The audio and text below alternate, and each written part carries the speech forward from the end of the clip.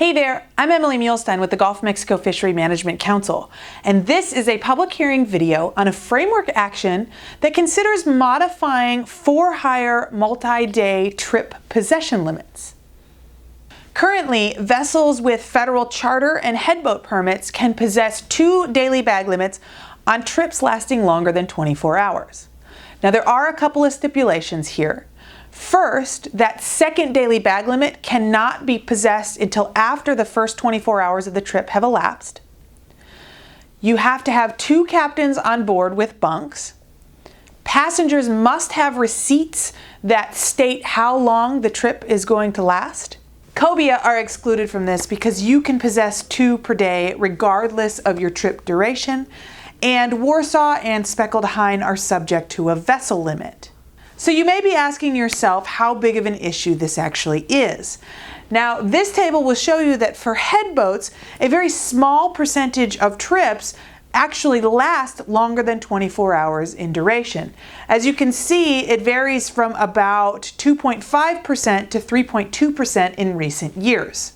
And then if you look at this table, you can see that for charter vessels, a vast majority of trips do not last 24 hours. In fact, less than 1% of all charter trips last longer than that 24-hour duration. So now you might be asking yourself, why are we here? Well, before 1996, vessels that were taking trips longer than 24 hours in duration did not have to wait 24 hours before keeping their second daily bag limit. In other words, they could possess their 2 days bag limit at any time during that trip. Then in 1996, National Marine Fisheries Service consolidated its codified federal regulations in an effort to consolidate and better organize those regulations. However, during that consolidation, language was added that made it so that the second daily bag limit could not be retained until after the first 24 hours had passed. Now, that language was never approved or reviewed by the Council. So here we are. For-hire captains across the Gulf are seeking flexibility with their possession limits. They want to be able to possess that second daily bag limit at any time during the trip. Now, the rationale here is that it will improve their flexibility in operating and that it wouldn't actually have any negative biological consequences. The Council would like to consider having participating vessels fish for a more meaningful time period, meaning 24 hours might not be long enough to merit allowing the second daily bag limit. So it is considering increasing the time period that a vessel would have to be on a trip in order to qualify for that second daily bag limit.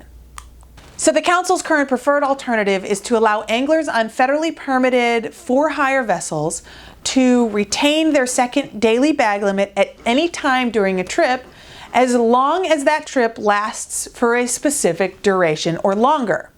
So the Council has chosen the preferred option of trips lasting longer than 30 hours. Before taking final action at its October Council meeting, the Council would like to hear your comments. So the best way for you to submit us comments is either to follow this link and fill out our online comment form, or to simply email us at gulfcouncil@gulfcouncil.org. Then we will summarize your comments and present them to Council before it takes final action at the October meeting. Thank you so much for taking the time to watch this video and send us your thoughts.